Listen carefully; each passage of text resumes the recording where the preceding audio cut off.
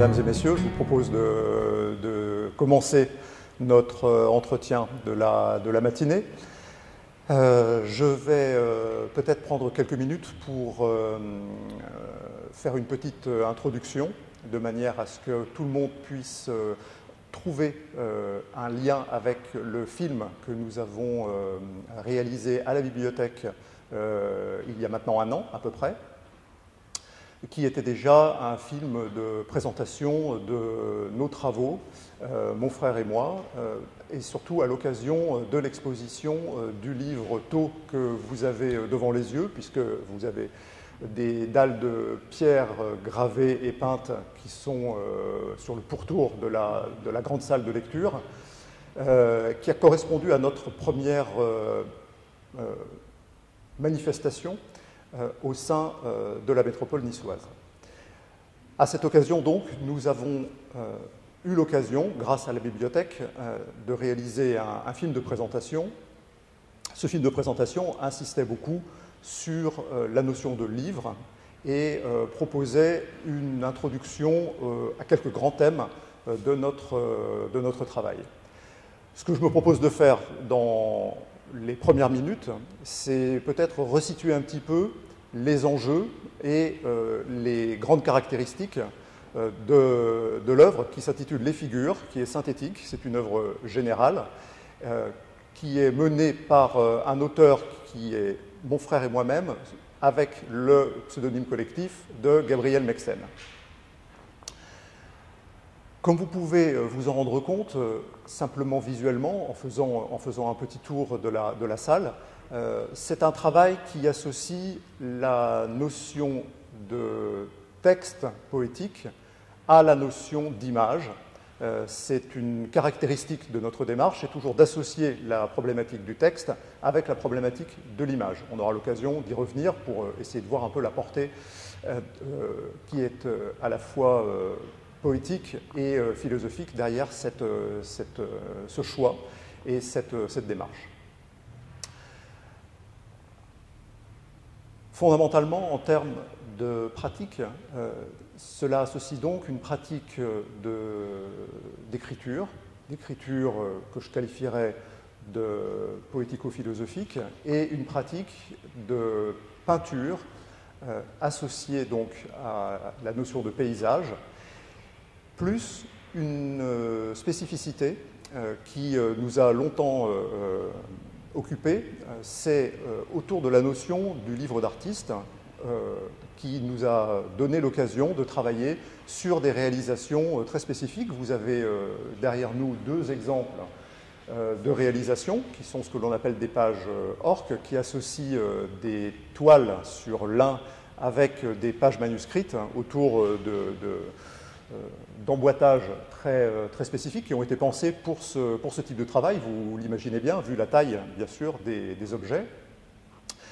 Et vous noterez aussi que donc, les images qui sont sur les dalles de pierre autour de nous sont accompagnées de formules gravées. Donc il y a aussi tout un travail de gravures qui, sur certains ouvrages, sont aussi accompagnés d'un travail d'orure spécifique, puisqu'on peut inscrire une feuille d'or 24 carats à l'intérieur du lit de la lettre, de manière à permettre aussi une lecture plus évidente. Dans le travail que vous avez ici, il a été choisi de mettre plutôt la pierre à nu, en quelque sorte, même si la notion de lecture peut sembler un peu plus difficile que si, évidemment, les lettres gravées étaient dorées, de manière à bien rappeler que nous nous situons aussi dans une tradition, en quelque sorte, du livre qui se veut extrêmement englobante, c'est-à-dire qu'on ne peut pas se positionner à un moment donné dans l'histoire du livre,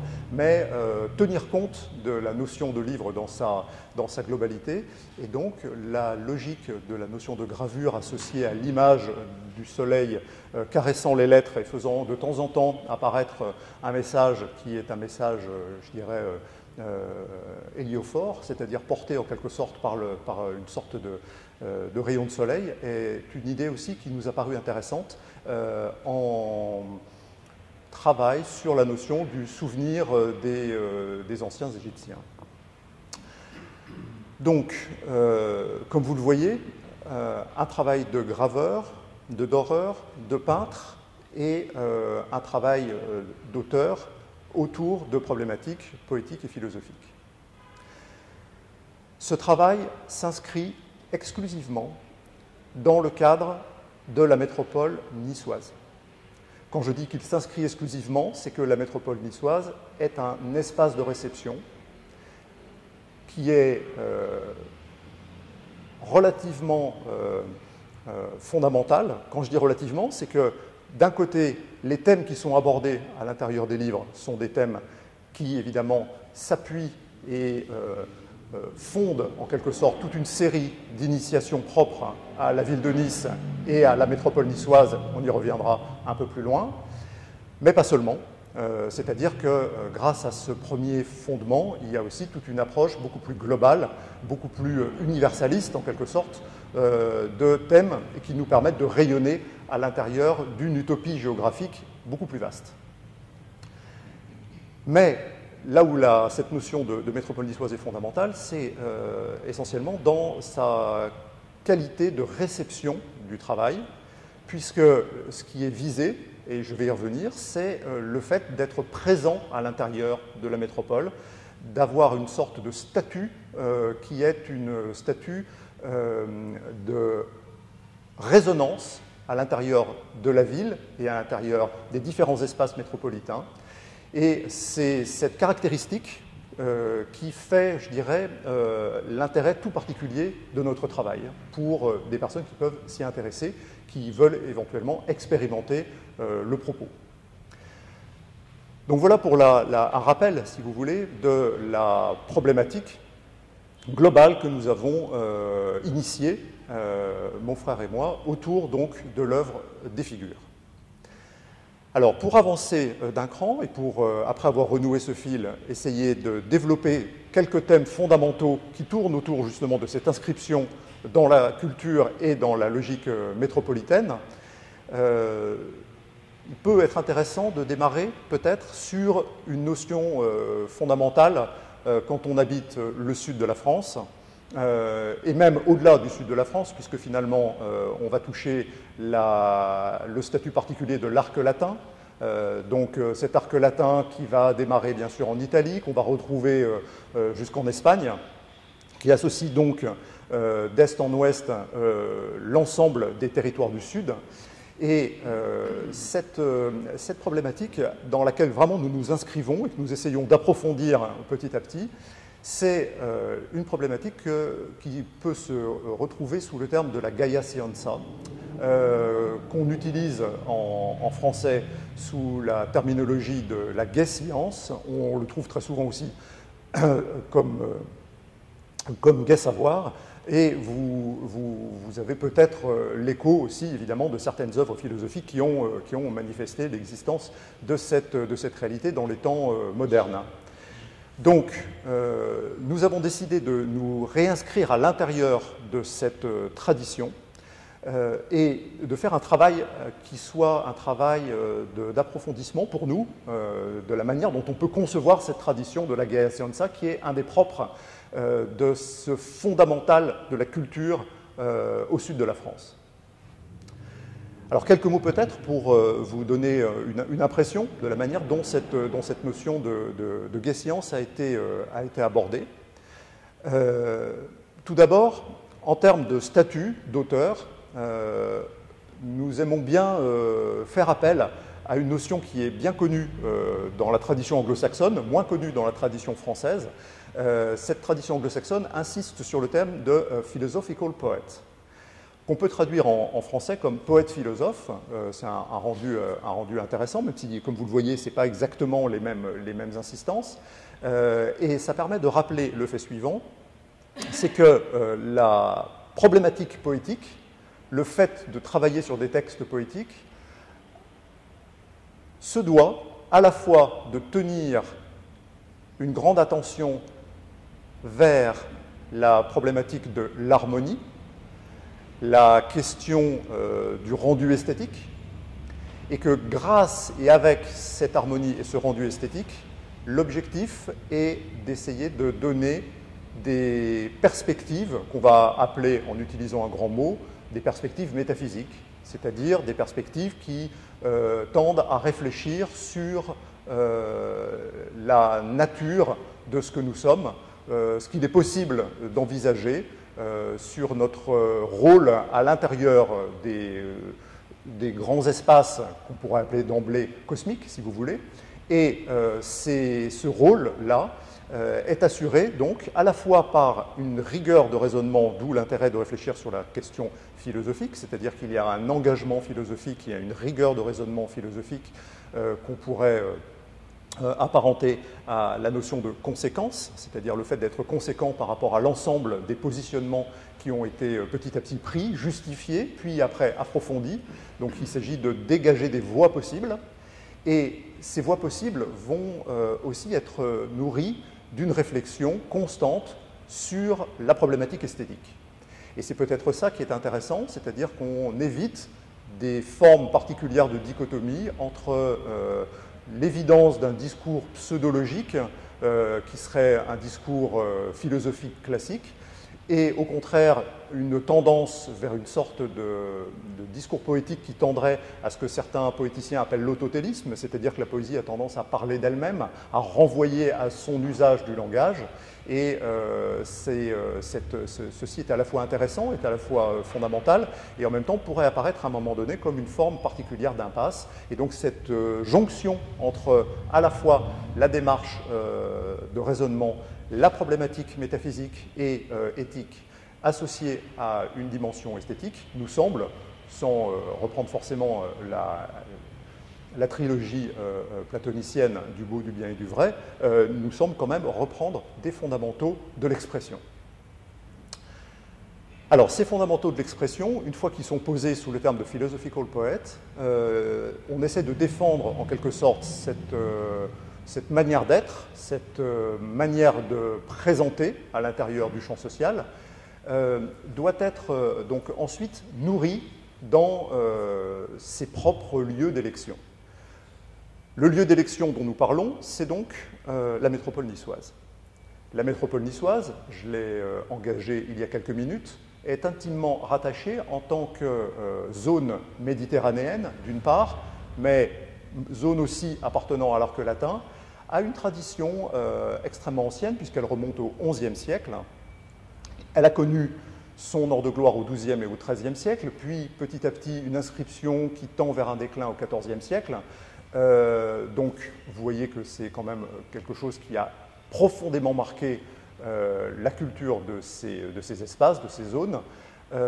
C'est donc l'inscription à l'intérieur de la gaie science.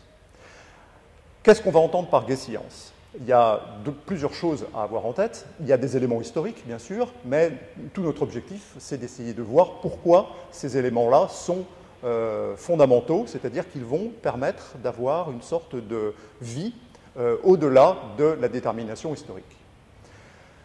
Premier élément, sans doute, qu'on peut retenir sur la notion de gaie science, c'est le lien aux troubadours, à la tradition des troubadours, ce qu'on va appeler en Languedoc les trobards. Et les trobards renvoient très souvent étymologiquement à la notion de trouver quelque chose, mais trouver pas au sens de tomber sur directement, mais au sens de l'invention, au sens de la composition. Donc on a là déjà dans le terme des principaux acteurs de la gaie science cette idée de rattacher cet élément à la création. Cet élément est rattaché à la création et tout de suite après vient une tradition qu'on va appeler la tradition du finamore, c'est-à-dire la tradition d'une forme d'amour courtois bien spécifique. Et cette notion d'amour courtois va donc trouver résonance à l'intérieur des jeux culturels dans les différentes cours qui vont correspondre aux différentes cités qui vont marquer cette zone du sud de l'Italie, de la France, jusqu'à l'Espagne. Donc, cette zone occitane, cette zone de l'arc latin, est marquée par une certaine appétence à comprendre un lien entre la notion poétique, la notion de création et la notion spécifique amoureuse. Cet élément s'accompagne enfin de plusieurs figures.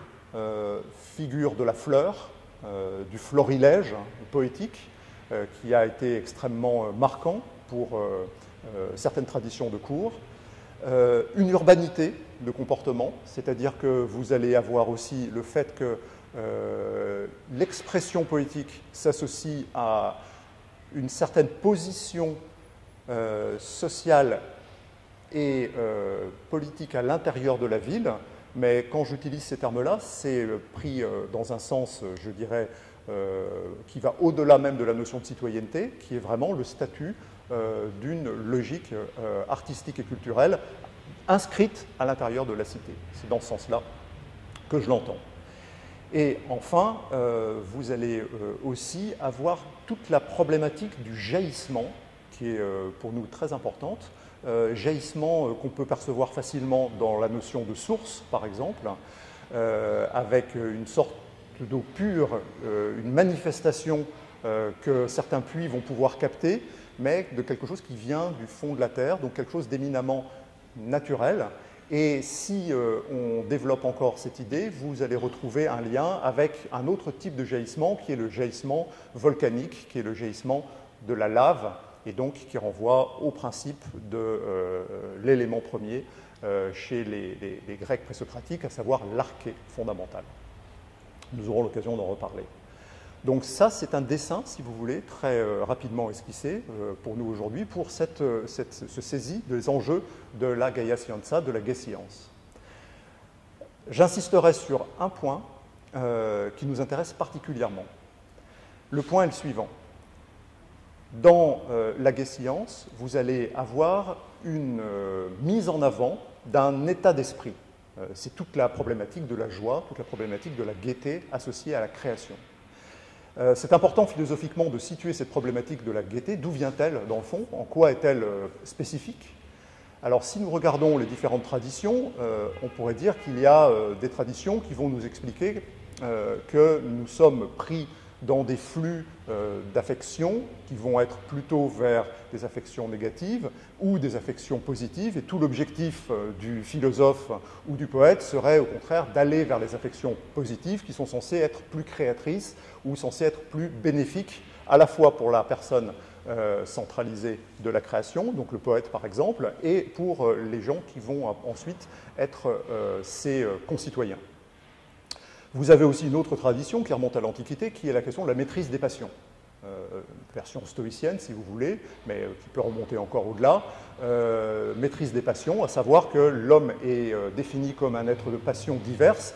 Ces passions diverses peuvent à la fois le porter, mais peuvent à la fois le détruire, et donc il y a une sorte de guidage et de réglage des passions pour en arriver comme un moteur, en quelque sorte, une sorte de 6 cylindres en ligne bien réglée, qui serait une capacité à pouvoir le porter vers des éléments qui seraient pour lui, là aussi, des éléments de développement et non pas de destruction, puisque les passions peuvent être dangereuses. Je terminerai mon propos introductif sur cette notion-là. C'est simplement pour rappeler que dans le cadre de la Gay Science, la notion de gaieté n'est pas un positionnement entre ce qui serait mauvais ou ce qui serait bon, n'est pas un problème de contrôle, c'est au-delà du contrôle, c'est au contraire un branchement. C'est un branchement vers une naturalité de la joie, une naturalité de la gaieté qui, comme les exemples de la source ou comme encore plus l'exemple du volcan le manifeste, renvoie à un jaillissement perpétuel.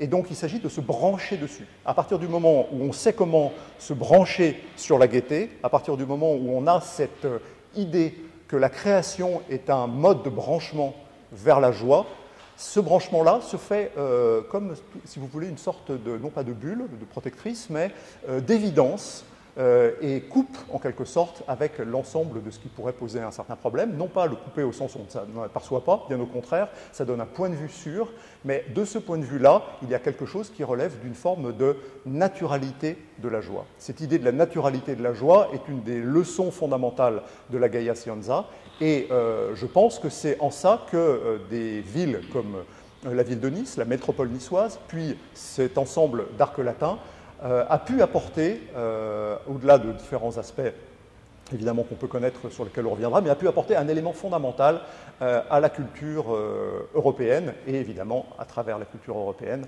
à l'ensemble des cultures universelles. Je passe maintenant peut-être la parole à mon frère Damien, qui va pouvoir peut-être prolonger cette réflexion.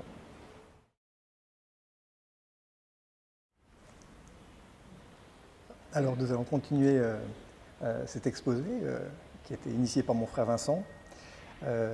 Gabriel Mexen, c'est notre nom d'auteur, et c'est un nom donc commun, c'est une seule entité. Alors, nous sommes bien sûr très liés par la fraternité, mais ça va aussi au-delà, c'est une fraternité qui se veut la plus ouverte possible, pas seulement familiale. Alors, cette entité qui a été créée, qui s'appelle Gabriel Mexen, a aussi eu une naissance. Alors, je vous propose de revenir, non pas sur de la biographie, mais revenir sur comment naît une entité créatrice, on pourrait dire un poète, on a dit poète-philosophe, philosophe-poète. Alors, la première expérience qui a été faite, qui donne naissance, à proprement parler, à Gabriel Mexen, et vous allez voir que tout ça est rattaché à toujours à un lieu spécifique. La première expérience est non loin d'ici, on sera toujours dans la même zone. Ça commence à Saint-Laurent-du-Var. Le premier bain dans la mer, le fait d'apprendre à nager tout simplement. Et ce premier bain est vraiment un contact avec le liquide amniotique de la naissance. Donc on est à Saint-Laurent-du-Var, tout petit, et on apprend à nager quasiment naturellement. Et la joie se fait d'elle-même comme une première émotion. C'est pour ça que le thème de la joie, vous allez le voir, il a commencé avec Vincent, il continuera tout au long de notre parcours, parce que c'est l'expérience première. Et c'est une joie qui continue et qui même, je dirais, s'amplifie avec le temps. Donc le premier élément, le premier contact, c'est la mer. Et vous allez voir que c'est la mer dans tous les sens du mot. C'est la mer naturelle, mais elle devient aussi la mer maternelle. Donc on peut dire que la mer Méditerranée, et ce premier contact à Saint-Laurent-du-Var, donne déjà naissance.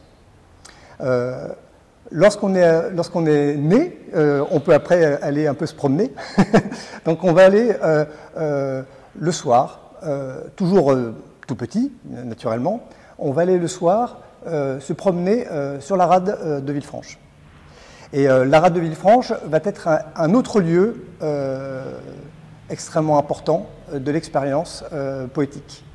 Les choses vont se passer assez simplement.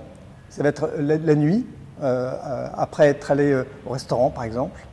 On se promène le long de la rade et on entend venir à nous, je dirais, une musique spécifique, une harmonie qui vient de la mer, toujours pareil. Et cette harmonie est très enveloppante, très sensible naturellement, et elle fait appel à tout un ensemble d'émotions, mais pas simplement des émotions physiques, mais des émotions aussi spirituelles.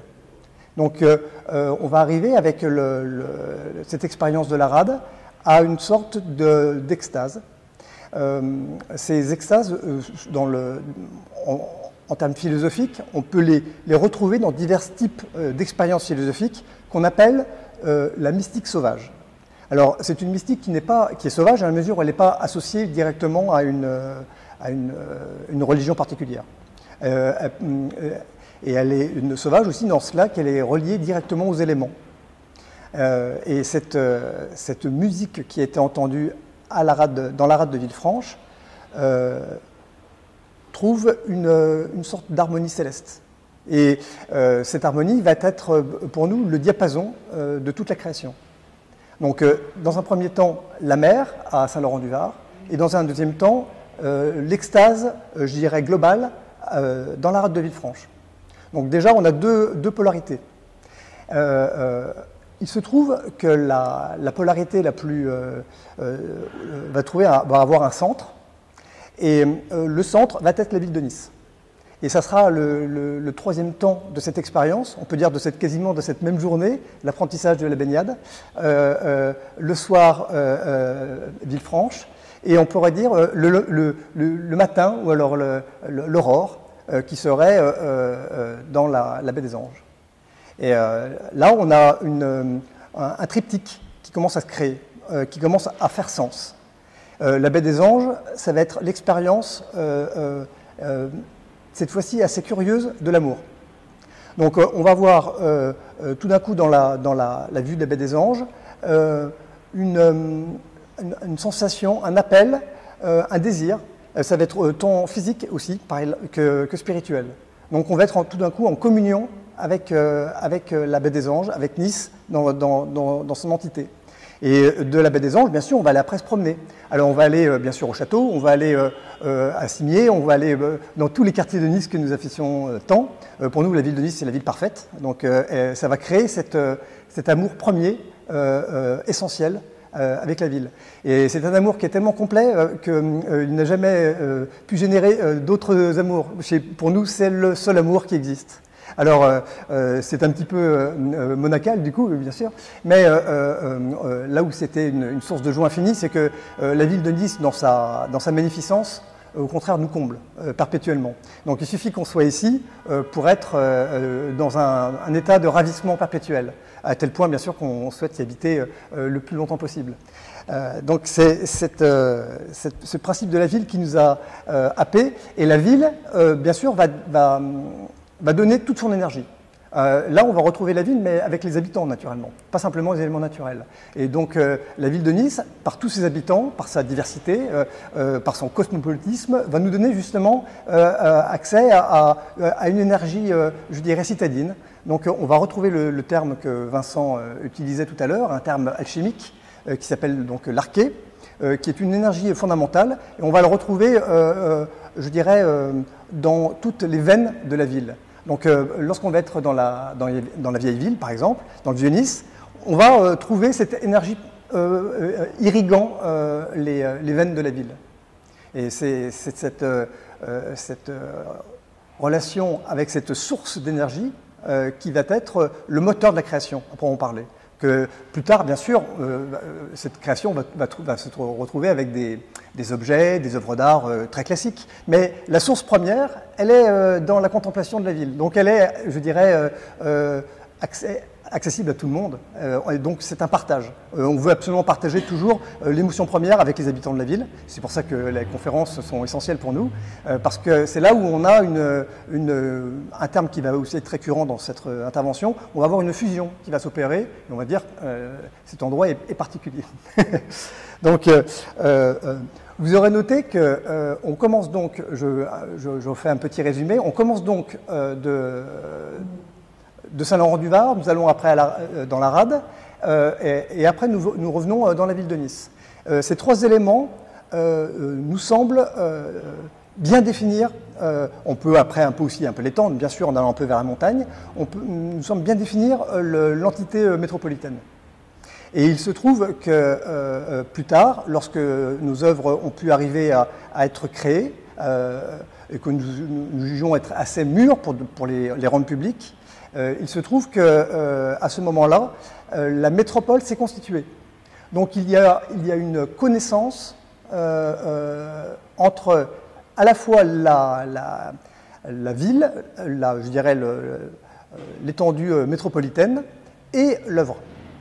C'est assez curieux. Alors on peut parler après de rencontres fortuites, c'est possible aussi, mais il nous semble plutôt qu'il y a une alchimie en action.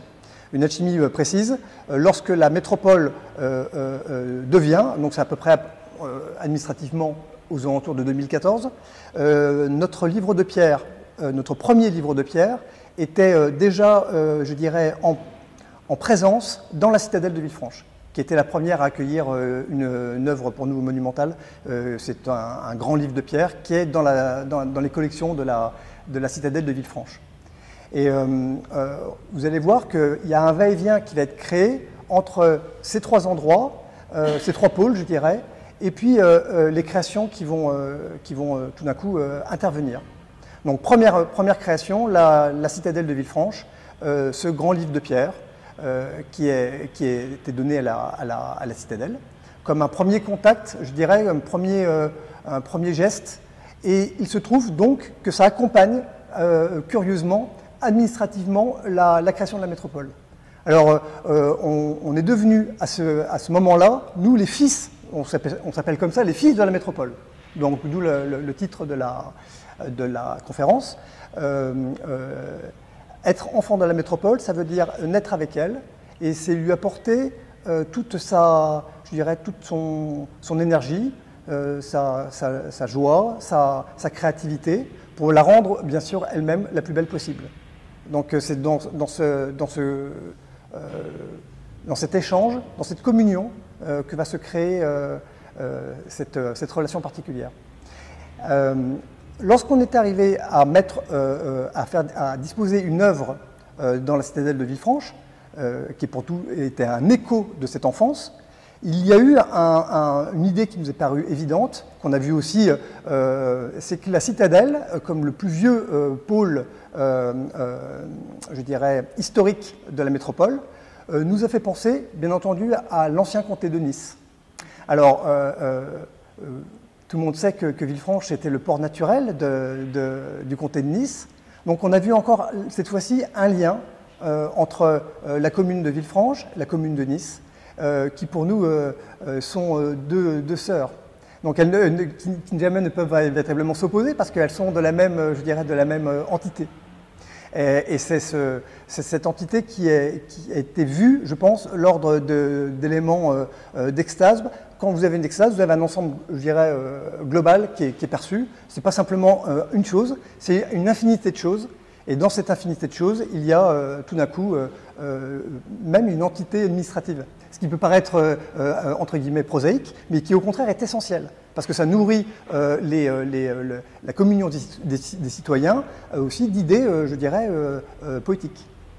Donc voilà, je dirais, l'élément de naissance, après on peut parler de notre relation à la métropole et le fait que la métropole va accueillir des œuvres. Donc en ce va-et-vient entre les œuvres et la métropole, petit à petit, va se créer l'ensemble de l'œuvre. Nous ne travaillons que pour la métropole et nous n'irons jamais ailleurs, je dirais, que dans la métropole pour faire rayonner les œuvres que nous produisons. Voilà. Alors, ce que je me propose de faire maintenant, ensemble, c'est d'approfondir peut-être cette notion justement de métropole et d'essayer de voir où est-ce qu'elle peut nous emmener sur des chemins qui sont des chemins qui peuvent être inspirants. On peut voir, quand on regarde une configuration métropolitaine comme celle de Nice, un lien avec la structure de l'ancien comté de Nice. Alors, ce n'est pas des cartes qui sont exactement identiques, mais il n'empêche qu'il y a énormément de points communs. Et cette notion de comté de Nice est une réalité historique et géographique qu'il faut peut-être un peu approfondir. Ça permettra de montrer en quoi cette zone métropolitaine a, je dirais, une vocation poétique. On est au XIVe siècle. Au XIVe siècle, le comté de Nice existe vraiment. C'est-à-dire que c'est à partir de cette date où il est répertorié. Il va avoir certains types de rapports avec les Savoyards, bien entendu, et petit à petit, il va s'inscrire à l'intérieur du Savoie-Piémont historique. Cette réalité va entraîner le fait que vous allez avoir donc une fusion entre la ville de Nice et la réalité que nous appelons la réalité du Piémont-Savoie. Ce n'est pas la terminologie qu'on trouve habituellement, mais qui renvoie de toute façon à ces fondamentaux. Il y a plusieurs conclusions qu'on peut en tirer immédiatement. La première conclusion, c'est le fait que Nice, très rapidement, s'est vu avoir une sœur jumelle, qui est une sœur jumelle transfrontalière, puisque vous avez, à travers l'architecture, par exemple, un rôle et une gémellité entre Nice d'un côté et Turin. Donc ce lien avec la ville de Turin, essentiel. Les archives, par exemple, de Villefranche-sur-Mer sont déposées à l'École polytechnique de Turin. Enfin, il y a vraiment un ensemble, c'est pour ça que quand on doit faire des recherches historiques sur Villefranche-sur-Mer, on doit faire des demandes spécifiques à Turin pour pouvoir accéder à l'ensemble des données. Donc ça, c'est intéressant de montrer ce lien comme ça extrêmement fort. Et ce qui est très intéressant, c'est que ça associe donc la problématique du comté de Nice à une problématique qui est transfrontalière. C'est-à-dire, à l'heure actuelle, quand on se plonge non plus simplement dans une topologie métropolitaine, mais quand on réfléchit cette fois sur la diachronie, c'est-à-dire sur l'élément historique qui va fonder notre territoire, eh bien cet élément historique qui est fondamental va tout d'un coup nous faire basculer à partir de la fin du Moyen-Âge et du début de la Renaissance vers un ensemble, un espace qui va être fondamentalement transfrontalier, puisque à l'heure actuelle, il va falloir passer de la France à l'Italie, par exemple, pour pouvoir recomprendre la structure initiale qui était comprise à l'intérieur de la problématique du Piémont-Savoie. Donc ça, c'est un point très important, parce que ça permet de voir deux éléments qui sont concomitants. Le premier élément, c'est que dans cette dimension historique et dans cette spécificité historique, puisque c'est quelque chose qui est très peu fréquent, vous allez avoir une approche qui va pouvoir nourrir un sentiment que j'appellerais un sentiment de merveilleux. Le merveilleux, c'est le fait d'avoir une histoire spécifique, d'avoir un rendu particulier, d'avoir une projection, une trajectoire territoriale tout à fait inédite. Et cette trajectoire va permettre de s'associer à toute une série d'idées, toute une série de relations au cœur de l'Europe. Et donc, c'est extrêmement générateur d'inspiration.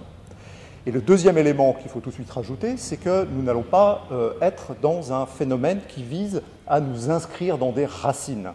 C'est au-delà de cela.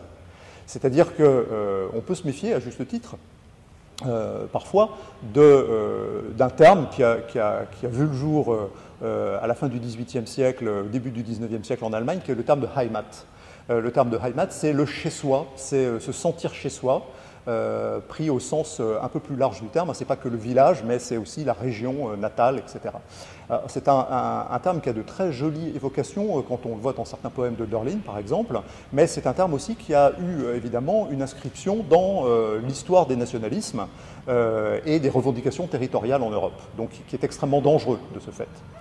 Donc, au-delà de ces problématiques d'histoire et de topologie, ce qui est très intéressant de voir, c'est que plus on étudie et plus on avance dans la compréhension à la fois de la réalité et de l'imaginaire historique d'une zone, plus on fait des liaisons, on fait des branchements, et ces branchements, petit à petit, sont des branchements un peu comme des racines d'arbres, si vous voulez, qui ont tendance à s'élargir et finalement retrouvent toute une série de problématiques qui sont des problématiques qui vont faire qu'on va partir du tout petit point de l'espace jusqu'à finalement la totalité cosmique.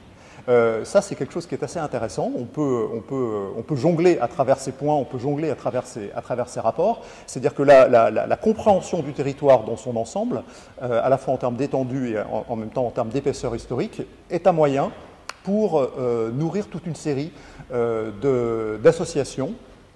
Nous avons, dans d'autres cadres, pu faire appel à la notion de magie, justement, comme des éléments de passage d'espace à d'autres espaces, qui sont très porteurs. Et cette gémellité dont je parlais tout à l'heure, par exemple, entre Nice et Turin, est quelque chose d'assez troublant, puisqu'on a affaire tout d'un coup à une ville derrière la ville. On a des villes palimpsestes, en quelque sorte. On a donc des séries d'histoires qui donnent tout d'un coup une sorte de profondeur et de jeu qui va être extrêmement intéressant lorsqu'on va travailler sur la poétique des villes.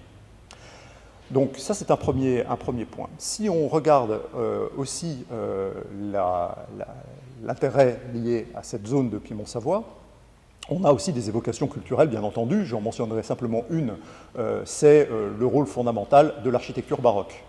Cette architecture baroque qui se développe, elle, un peu plus tard par rapport à la création du comté de Nice, qui se développe à partir du début du XVIIe siècle jusqu'à la première moitié du XVIIIe siècle, c'est un élément fondamental. On va en trouver à Nice, évidemment, des exemples tout à fait fondamentaux et manifestes, dans Vieux-Nice, par exemple. Et vous allez avoir aussi donc, ces ponts architecturaux entre la France et l'Italie qui correspondent vraiment à une spécificité extrêmement grande et extrêmement riche. Donc ça, on a aussi ce rapport à travers le jeu de lumière et des couleurs qui est le propre de l'architecture baroque, cette relation à une esthétique qui va se marier avec l'influence méditerranéenne qui correspond à quelque chose d'assez ravissant dans tous les sens du terme. Revenons maintenant à nos configurations de cartes. Le comté de Nice, à l'intérieur du champ du Piémont-Savoie, possède une capacité propre aux cités italiennes de générer des éléments culturels, de générer des éléments architecturaux. On a aussi tout l'imaginaire moyenâgeux de la città, de la ville, de la naissance des villes qui va intervenir.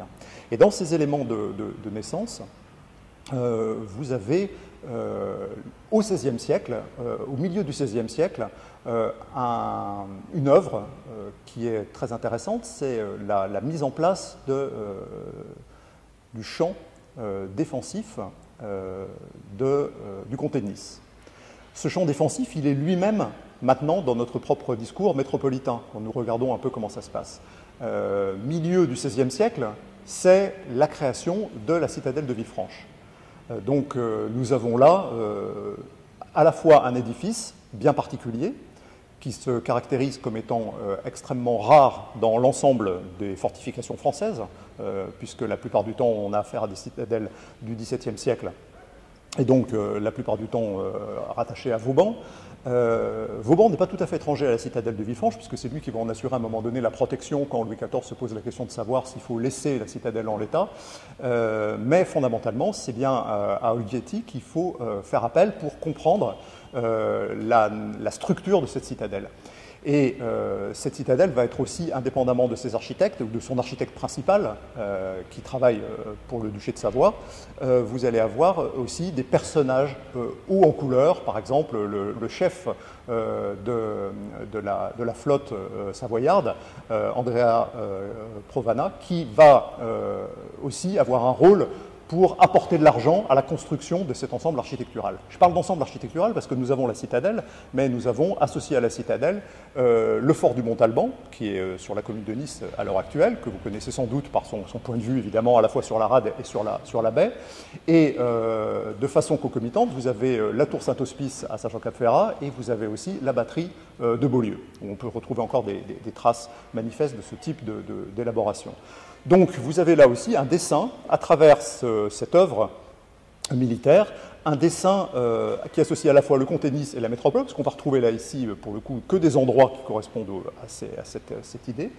Et on a donc, dans la compréhension de ce qu'est la citadelle Saint-Elme de Villefranche-sur-Mer, un épicentre historique qui est en quelque sorte le moment où va se dédoubler à la fois l'histoire et à la fois la géographie, qui nous fait aller vers le Saint-Empire, qui nous fait aller vers le duché de Savoie, qui nous positionne dans le cœur de la métropole niçoise, et puisqu'il a été rappelé qu'évidemment ça se situe dans l'ancien port de Nice, fondamentalement, puisque le port qu'on connaît à l'heure actuelle comme étant le port de Nice a été simplement, si je puis dire, mis en place au XVIIIe siècle. Donc c'est des éléments qui vont être extrêmement syncrétiques, c'est-à-dire vont avoir une force, une charge mentale, poétique, associative, tout à fait considérable. C'est pour cela que nous avons choisi dès le départ de faire intervenir, si je puis dire, notre premier livre de pierre, qui est donc un livre de pierre un petit peu sur l'exemple de ce que vous avez ici, qui n'est pas celui que vous avez ici s'appelle le livre Thau, le livre de Villefranche s'appelle le livre Delta. C'est un livre qui donc appartient aux collections de la citadelle.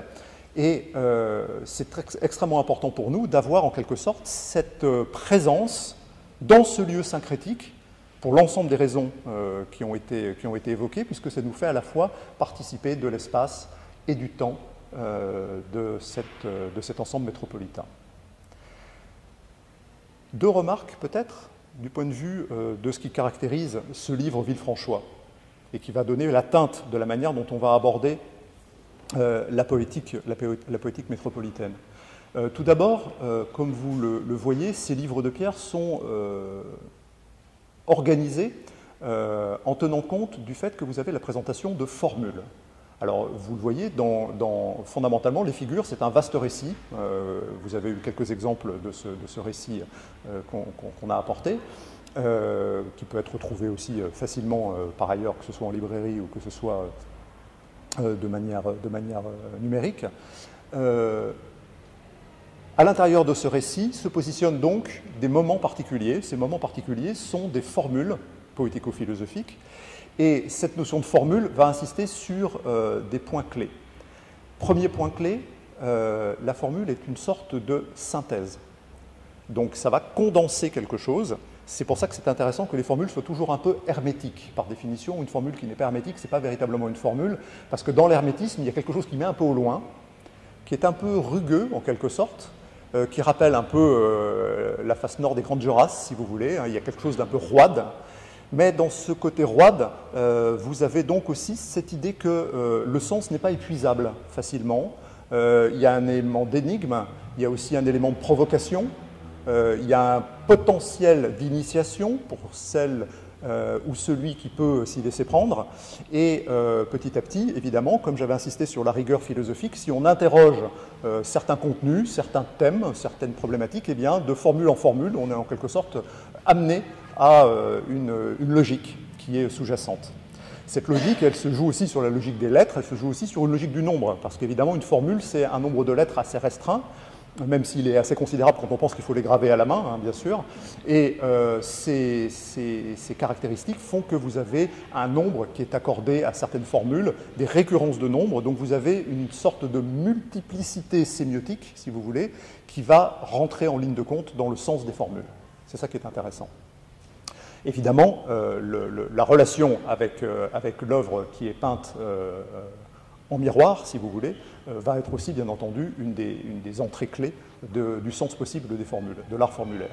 Ce qui est important à avoir en tête, c'est que cet art formulaire est en quelque sorte là pour être synthétique, c'est-à-dire qu'il va capter, comme peut-être la voile du bateau va capter le vent, il va capter un ensemble de réalités.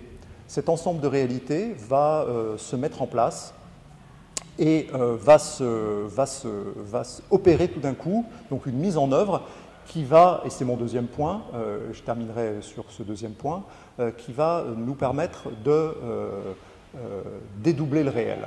Qu'est-ce que ça veut dire dédoubler le réel? Je ferai une petite opposition qui au départ est un jeu de mots et j'espère lui donner un petit peu de corps. Dédoubler le réel, ce n'est pas redoubler le réel. Qu'est-ce qu'on peut entendre par redoubler le réel? Redoubler le réel, c'est essayer de créer quelque chose qui va correspondre à ce qui est perçu comme une attente du public, par exemple, comme un horizon d'attente. Et donc il faut déjà le percevoir, et une fois qu'on croit l'avoir perçu, en tout cas, on va faire une tentative pour essayer de coller à ce qu'on a perçu. Et cette tentative pour essayer de coller, c'est ce que j'appelle le redoublement du réel, c'est-à-dire qu'on a une première perception, et puis l'œuvre va redoubler cet élément-là pour essayer d'atteindre à partir du diagnostic, en quelque sorte, qui a été perçu. Ici, la démarche est totalement différente. Il faut pouvoir la tenir, mais je pense que c'est possible. Cette démarche n'est pas un phénomène de compréhension d'un besoin, d'une saisie d'un besoin pour après pouvoir essayer d'y coller, ce qui au passage va limiter, comme vous pouvez le penser, la joie de la création dans la gaie-science qui est pourtant censée être notre guide, en quelque sorte. Donc là, il y a une contradiction. Donc on va essayer de passer plutôt vers un état qui est plutôt un état de dédoublement du réel. Cet état de dédoublement du réel, c'est le fait que la situation artistique, poétique et philosophique est un élément de captation. Cet élément de captation est un élément de captation de force naturelle. Une fois qu'on s'est inscrit à l'intérieur de ce tissu, de cet écheveau culturel, le phénomène d'ouverture va se produire, les liaisons vont pouvoir s'opérer, l'universalisme culturel à travers évidemment le bassin méditerranéen et au-delà va pouvoir commencer à naître dans le syncrétisme de la réflexion et on va avoir petit à petit une montée vers une saisie de ce que va être l'univers, le cosmos, la relation que nous pouvons avoir aux astres, au ciel, à la lune, aux étoiles, à ce qui vous vient à l'esprit en quelque sorte quand on vous projette dans l'univers qui est le nôtre. Et à partir de ce moment-là, comme une sorte de radar, si vous voulez, ou comme une sorte de voile qui va essayer de trouver le vent, vous allez être en situation de captation de ces émanations naturelles qui sont évidemment nourries de langage, qui sont nourries d'images, de pensées, de réflexions. Et cette captation va tout à coup s'accumuler et donner la naissance de l'œuvre à proprement parler. Donc ce qui est intéressant, quand je parle de dédoublement du réel, c'est que finalement l'œuvre est une œuvre naturelle. Cette œuvre naturelle va, dans le cadre de la métropole, apparaître comme une présence. C'est pour ça que je parlais de quelque chose d'un peu roide, dans un premier temps, comme une présence structurelle, c'est-à-dire que c'est quelque chose qui organise le monde dans lequel nous évoluons, quand on est à Nice par exemple, et cette présence structurelle se fait au sein des arcades métropolitains, c'est-à-dire qu'elle se dispose fondamentalement dans ces épicentres fondamentaux dont je vous ai donné un exemple à travers la citadelle de Villefranche. Le récit tel des coulées de lave en lien avec cette naturalité, ce jaillissement de gaieté propre à la Gué-Science va pouvoir petit à petit se développer ces différents puits. Les différentes coulées de lave du récit vont justement pouvoir recréer un nouveau paysage mental et redessiner une compréhension du réel. Et donc nous avons bien cet effet de dédoublement qui est à la fois donc en regard, un miroir, un écho et un approfondissement et une synthèse. C'est peut-être sur ce mot que je m'arrêterai. On va justement profiter pour passer de cet élément des marionnettes que Vincent évoque, qui sont la voie un peu énonciative des figures de notre travail. Ces marionnettes, elles évoluent dans un espace particulier. Et l'espace particulier des marionnettes, c'est le paysage. Alors, comme vous pouvez voir, ce sont exclusivement des paysages. À savoir que toutes les œuvres peintes dans le cadre du travail des figures n'ont justement pas de figures à l'intérieur visibles, mais elles sont le pays, je dirais, la contrée des marionnettes. Donc, chaque élément naturel, il n'y a pas d'habitation, par exemple, c'est simplement des vues de nature.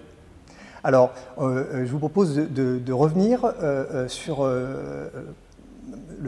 la définition, on pourrait dire une étude de qu'est-ce que c'est qu'un paysage et pourquoi un paysage est intéressant dans la recherche picturale. Parce qu'on pourrait par exemple prendre plein d'autres choses, le portrait, la nature morte, l'art abstrait, toutes ces peintures sont intéressantes naturellement. Là tout d'un coup on va se rendre compte que le paysage va être l'unique vecteur, donc c'est particulier. Ce qui s'est passé lors de nos études picturales, lorsqu'on était jeune, encore jeune, on s'est rendu compte que dans l'étude d'après-nature, donc lorsqu'on regarde la nature et on se sert de la nature comme motif, on peut se rendre compte dans le travail que l'on fait, d'abord d'une préparation, par exemple, d'un dessin. Et le dessin va cerner des drôles de formes. Par exemple, ça va établir comme un électrocardiogramme.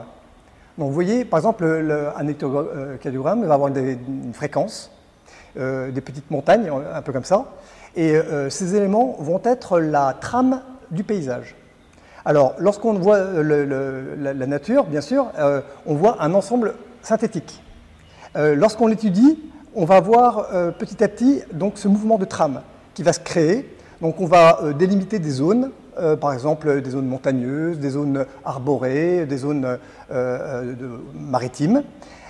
Et ça va établir donc au niveau du dessin préparatoire donc une trame, une rythmique. Alors ça rejoint le jaillissement dont on parlait tout à l'heure parce qu'on va s'apercevoir que c'est très naturel. Ça devient tout d'un coup comme le cœur qui bat. Donc le fait de voir la nature et de vouloir la retranscrire, on va déjà avoir une émotion très forte et on va essayer de rendre compte du mieux possible de l'émotion, de toute la complexité de cette émotion. Donc déjà cette trame. Après on va s'interroger, on va dire cette trame, elle me permet peut-être de poser des éléments colorés. Donc on va voir, d'après la nature qu'on voit, des éléments colorés, on va pouvoir disposer des harmonies colorées petit à petit sur cette trame.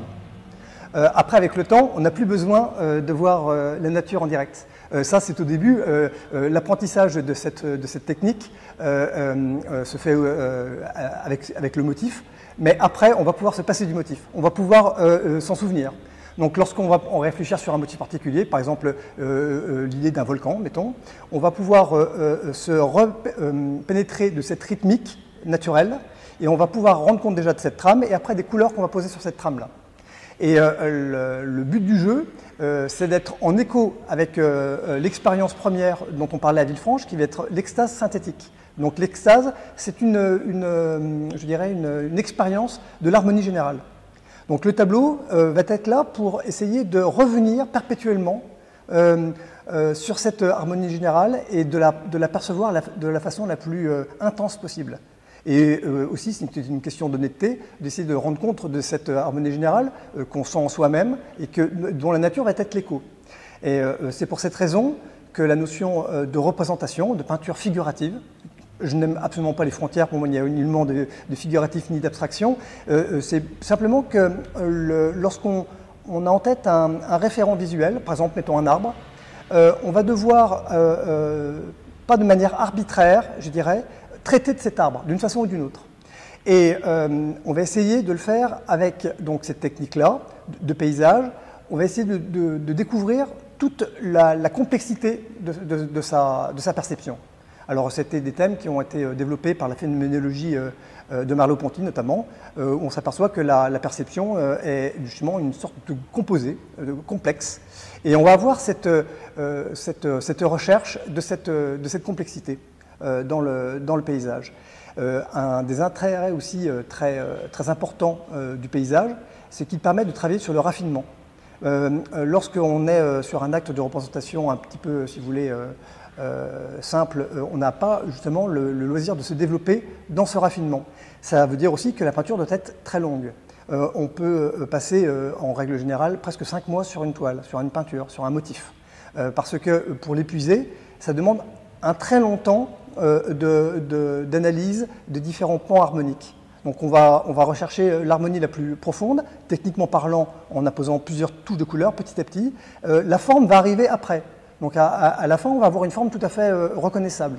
Mais le but du jeu n'étant pas de rendre compte de la forme en tant que telle, le but du jeu, c'est de rendre compte de cette plongée en soi, dans l'harmonie qu'on a ressentie et dans la nature qui va être l'écho de cette harmonie. Donc je dirais que l'élément naturel, c'était la rade de Villefranche. Par exemple, on pouvait trouver une harmonie première. Et le but du jeu, c'est de trouver cette harmonie-là dans l'expérience picturale. On peut aussi penser que cette expérience va se retrouver dans le style après aussi du récit, par exemple. Donc c'est pas pareil, il n'y a pas de même qu'il n'y a pas de frontière entre la philosophie et la poésie, et là il n'y aura pas de frontière non plus entre la peinture et la philosophie, la peinture et la poésie. Donc ça va toujours être la même idée, c'est une plongée dans cette harmonie générale. Et cette harmonie générale, elle va avoir un intérêt fort parce qu'elle va nous brancher directement sur ce qu'on appelle la force première de la nature. C'est le terme qu'on a déjà évoqué tout à l'heure, d'arché, qui est un terme donc, des alchimistes, de feu premier. Alors on peut penser que l'arché, c'est par exemple le feu premier de la Terre. Alors vous avez du feu premier de la Terre, donc des jaillissements volcaniques. À Nice, on est sur une faille, donc on est à même de comprendre ce que veut dire un élément volcanique. C'est capter cette énergie-là. Il faut arriver à trouver le bon rythme, la bonne fusion, je dirais, pour comprendre toute cette dimension d'harmonie colorée. Et le paysage est là pour creuser le plus possible cette relation. Donc voilà pourquoi il n'y a que des paysages et j'espère que le raffinement, on a tenté de faire le raffinement le plus grand possible et bien sûr après c'est au public de le goûter ou pas, mais c'est notre acte d'amour premier, c'est d'aller le plus loin possible dans les choses. C'est pour ça après qu'on a mis en place la gravure aussi lapidaire. Ce sont des techniques qui sont longues et complexes, mais qui permettent d'aller au cœur des choses et de ne pas laisser d'éléments harmoniques en suspension. Donc cette expérience se veut complète, globale. Et si on est arrivé au bout, c'est que notre donation et notre amour pour l'œuvre et pour le lieu qu'il veut honorer, donc la métropole de Nice, soit le plus complet possible. Donc il s'agit toujours d'une naissance entre les formes naturelles qu'on a évoquées et en même temps la zone d'accueil de ces formes naturelles, qui vont être par exemple les bibliothèques, parce que ce sont essentiellement des livres, qui seront aussi donc la citadelle de Villefranche. Et ces lieux sont pour nous des lieux aussi qui vont être un lieu d'expérience pour le public. Donc ce sont des lieux de restitution. Ça va permettre d'avoir une communion après avec les êtres qui peuplent la métropole, pas seulement, parce qu'il y a aussi beaucoup de touristes qui passeront, mais c'est très bien aussi.